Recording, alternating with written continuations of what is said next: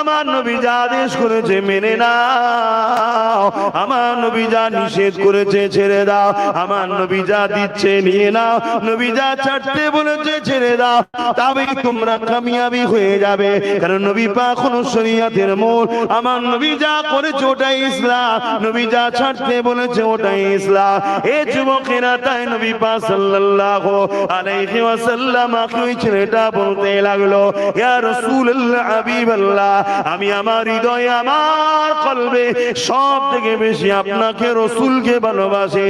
এর মানে এটা নয় ভালোবাসবো আর নামাজ পড়বো না, ভালোবাসবো রোজা রাখবো না, ভালোবাসবো গাঁজা খাবো, ভালোবাসবো এমন করে আমার নবী স্লোগান দেবো আর গালেতে গুটকা শুরু করে নানা রকম জিনিস দিয়ে রাখবো।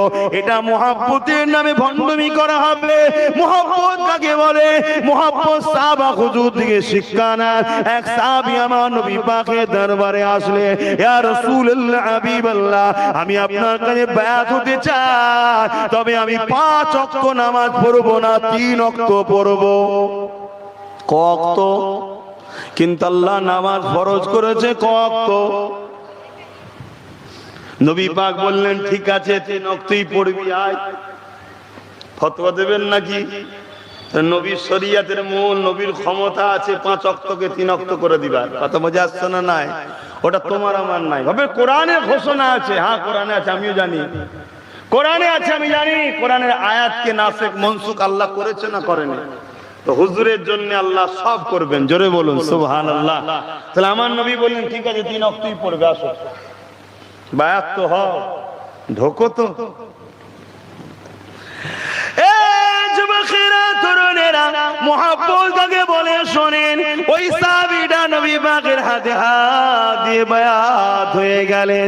তারিখে হাদিসে বলে, ওই সাহাবীটা জীবনে কোনোদিন 3 ওয়াক্ত নামাজ পড়েনি, সারা জীবনটা 5 ওয়াক্তই নামাজ পড়েছে।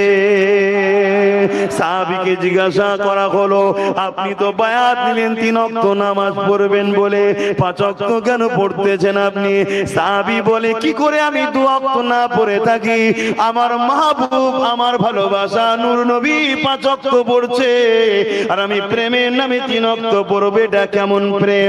আমি আমার নবীকে ভালোবাসি, তে আমার প্রেমিক আমার ভালোবাসা 5 ওয়াক্ত পড়ে, তে আমিও থাকতে পারি না, আমিও 5 ওয়াক্তই পড়ে যাই।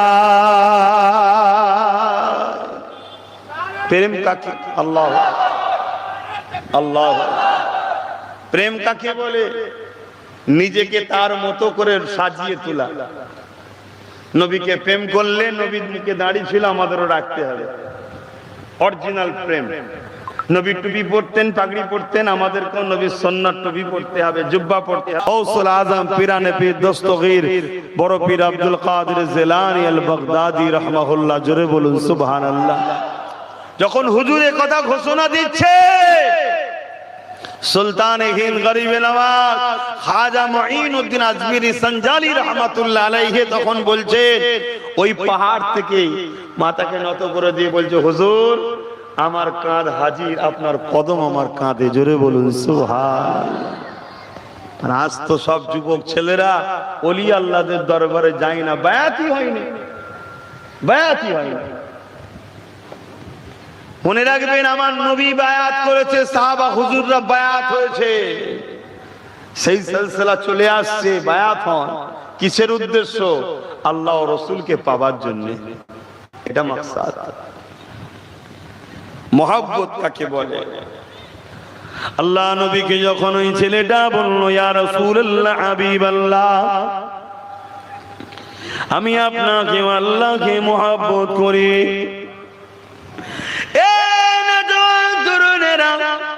হুজুর ফরজ নামাজ, ফরজ রোজা, ফরজ হজ, ওয়াজিব নামাজ রোজা এমন করে সে গুনাহ আদায় করেছে, আর রাসূলুল্লাহ হাবিবাল্লাহ সুন্নতে মুআক্কাদা আমল করেছে, বেশি আমলে ছাড়া করতে পারে না। তবে আপনাকে অন্তর থেকে ভালোবাসি, পিয়ার করে আল্লাহ নবী বলেন মহব্বত করে কি হবে, বেকার হয়ে যাবে ওটা বলেনি। নবী আমার জানিয়েছিলেন, এ বাবা সাহাবী শুনে রেখে দাও, আল মারউ মা মান হাব্বা, দুনিয়ায় যে যাকে মহব্বত করবে সে তার সঙ্গে আল্লাহর জান্নাতে চলে যাবে। আরো জোরে বলুন সুবহান। এই নওজোয়ান তরুণেরা, ওই উলামা হযরত গুলোকে যখন আল্লাহ পাক কিয়ামতের দিনে বলবে যাও তোমরা জান্নাতে চলে যাও, তখন তিনারা চিনতে পেরে যাবে। ওই মানুষগুলো ধর করিয়ে বলতে লাগবে, দুনিয়া জমিনে আপনারা এই আলোচনা করতেন, এই ওয়াজ আমাদেরকে শুনিয়েছেন, তাই আমরা আপনাদেরকে পেয়ার করতাম, আপনাদের মজলিসে গিয়ে বসতাম, আপনাদের খানকায় গিয়ে বসতাম, আপনাদের দ্বীনি তালিমে গিয়ে বসতাম, আপনাদের পেছনে কেদা করে নামাজও আদায় করেছে। হ্যাঁ, দুনিয়া জমিনে চলতে গিয়ে হয়তো কোনো গুনাহ হয়ে গেছে, কিন্তু আল মারউ মা মান হাব্বা, আজ সেই দিন এসেছে, মহব্বত যাকে করবে তার সঙ্গে জান্নাতে যাবে। এই আপনারা আমাদের জন্য সুপারিশ করুন। আল্লাহ পাকের ওই আলেম বান্দারা আল্লাহ পাকের আরশ আজিমের নিচে ফিরে এসে আবার সুপারিশ করতে লাগবে। আমার আল্লাহ পাক বলবে, এ আমার ফেরেশতারা, আমার বান্দারা সত্য কথা বলছে, দুনিয়া জমিনে আমার আলেম বান্দাদের যারা সাথ দিয়েছিল, এদের প্রচারের জন্য মাহফিল বানিয়ে দিয়েছিল, এদের পড়াশোনার জন্য অর্থ ব্যয় করেছিল, এদের প্রচারের জন্য অর্থ খরচ করেছিল, এদেরকে গার্ড দিবার জন্য তারা পিছু পিছু ঘুরেছিল, এদের উপরে কোনো জুলুম হলে তারা ঢাল হয়ে দাঁড়িয়েছিল। এক কথায় যারা আমার আলেম বান্দাদেরকে পেয়ার করেছিল, আজকে দিনে আমি আল্লাহ তাদেরকে আলেমদের সঙ্গে জান্নাতি বানিয়ে দিলাম। আরো জোরে বলুন সুবহান। চিন্তা করো যুবক, কাদের সঙ্গে উঠা বসা করবে? বন্ধু আমাদের সঙ্গে করবে না করবে না ঠিক করো। হয়তো দুনিয়া জমিনে তোমাকে কিছু চাল আলু পেঁয়াজ দিতে পারবো না, হয়তো দুনিয়া জমিনে কোন মিথ্যা কাজে ধরা পড়ে গেলে প্রশাসনকে বলে ছাড়িয়ে হয়তো দিতে পারবো না, কিন্তু আলেমদের সোহবতে যদি থাকো, মিথ্যা কাজ করা থেকে তোমাকে একদিন দূরে সরিয়ে রাখবে। এবং আলেমদের সোহবতে যদি থাকো, দুনিয়া জমিনে তোমাকে কল্যাণের রাস্তা দেখাবে, আখিরাতেও আল্লাহর জান্নাতে আলেমদের সোহবতে থাকার জন্য নসিবে হবে। দুনিয়ায় যদি কারো একটু পাওয়ার থাকে, সে তার সাথীদেরকে সাথে নিয়ে যায় না, যায় না? কিয়ামত তো আল্লাহর ওলিদের পক্ষে থাকবে, কিয়ামত তো আলেমে হাক্কানীদের পক্ষে থাকবে। সেদিন তো তাদের রাজত্ব, তাদের পাওয়ার আল্লাহ দেবে। তাদের সঙ্গে যদি দুনিয়ায় থাকো, আখিরাতে কি তাদের সঙ্গে কাজে লাগবে না লাগবে না? আমি কি বলছি বুঝছেন তো নাকি? কেন আজ বিশ্ব জুড়ে, বিশেষ করে আমার ভারতবর্ষ, ইংরেজরা যেভাবে উলামাদের ঘরে হত্যা করেছিল, উলামাদের ঘরে মিথ্যা কেসে জেলে ভরে রেখেছিল, উলামাদের উপরে জুলুম অত্যাচার করেছিল, নতুন করে আবার যেন আমার ভারতবর্ষে সেই আলেমদের উপর অত্যাচারের আবার স্টিম রোলার চলা শুরু হয়েছে।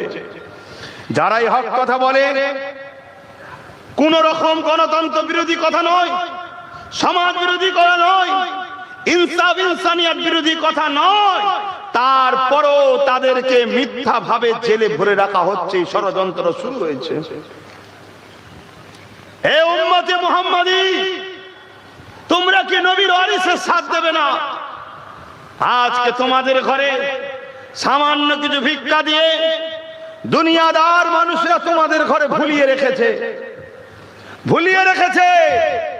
এই খেলায় যদি তোমরা ভুলে থাকো, মনে রাখবে পরকালেও তোমরা জান্নাতের রাস্তা ভুলে যাবে। যারা কোরআনের পক্ষে কথা বলে, রাসূলের পক্ষে কথা বলে, ওলিয়া উলিয়াদের পক্ষে কথা বলে, ইলমে মারিফাত ও ইলমে জাহিদ, দুই ইলমের বিপক্ষে যারা কথা বলে, তাদের পক্ষে তোমরা দাঁড়াও, তাদেরকে পিয়ার করো, তাদেরকে মহব্বত করো, সমাজকে জানিয়ে দাও আমার নূর নবীর ওয়ারিস যারা তাদের সাথে আমরা আছি। ঠিক না বেঠিক গো? জোরে বলো ঠিক না বেঠিক? এটা জানিয়ে দাও। কেন আল্লাহ নবীকে একদিন সাহাবা হুজুররা জিজ্ঞেস করলেন, ইয়া রাসূলুল্লাহ, হাবিবাল্লাহ, আমরা আপনার সোহবতে বসে ওয়াজ নসিহত শুনছি। নবী ওয়াজ করতেন, সাহাবারা শুনতেন। হায় কপাল, সে মজলিসের গুরুত্ব কত! আজ আমি অধম গুনাহগার নবীর গোলাম ওয়াজ করছি, আপনারা শুনছেন। আমার আগে উলামা ভাইরা ওয়াজ করেছে, আপনারা শুনেছেন। আর ওখানে নূর নবী ওয়াজ করতেন। ওয়াজ মানে ভালো কথার উপদেশ দেওয়া, অর্থাৎ কোরআন হাদিস।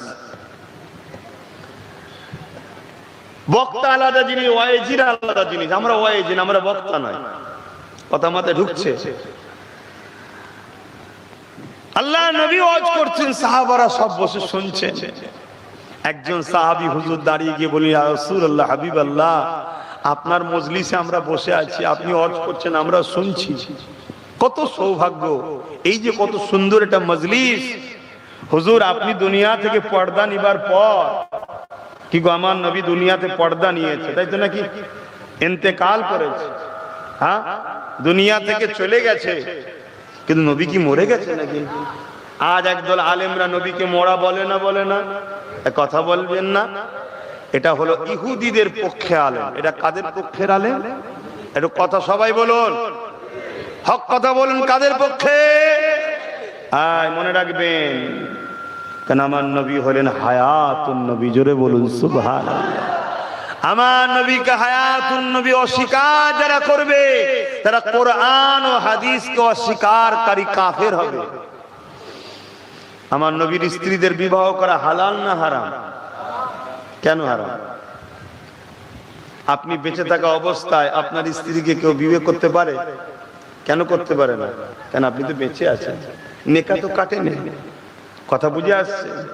দেওবন্দ মাদ্রাসার প্রতিষ্ঠাতা মাওলানা কাসেম নানতুবি, নাম শুনেছেন? আমি তিনার কথা বলছি, আমার কথা নাই বললে বলুন, উনি উনার কথা বলছে। হুজুররা হুজুরদের কথা, উনাদের কথা একটা বলি। তিনি কাসেম নানতুবি সাহেব, তিনি নিজে বলছেন আমার নূর নবী হায়াতুন নবী, তাই তিনার নেকা কাটে না, আর নেকাওয়ালা নারীকে বিবাহ করা হারাম, চলবে না। এজন্য আমার নবীর স্ত্রীদের বিবাহ করা হারাম। এছাড়াও আমার নবীর স্ত্রীরা হলো প্রতিটা মুমিন মুমিনাদের আম্মা জান। জোরে বলুন সুবহানাল্লাহ। কেমন আম্মা? নিজের ঘরে আম্মা আছে, আর নবীর স্ত্রীও আম্মা। এই দুই আম্মার মধ্যে কোন আম্মার সম্মান বেশি? বলবেন না? ভুল হয়ে গেলে ঈমান চলে যাবে না? জানার জন্য বললে অসুবিধা নেই। বলুন আপনারা, কোন আম্মা? আম্মা আছে, আম্মার পায়ের তলায় জান্নাত, আল জান্নাতু তাহতা আকদামুল উম্মাহাত। বলুন কোন আম্মা? ঘরের আম্মা। আর নবীর স্ত্রী আম্মা কোন আম্মা? ঘরে যে আম্মা আছে, ওই আম্মা সম্বন্ধে আপনার ভুল ধারণা হলে কাবীরা গুনাহ হবে, ঈমান যাবে না। আর নবীর স্ত্রী সম্বন্ধে ভুল ধারণা হলে ঈমান চলে যাবে। অত সম্মান কেন? এজন্য সম্মান আমার নবীর সঙ্গে ওনারা জুড়েছে। জোরে বলুন সুবহানাল্লাহ। আমার নূর নবীর কদমে জুতো লাগার জন্য ওই জুতো এত সম্মানিত হয়েছে, আল্লাহর আরশে ওঠার চান্স পেয়েছে।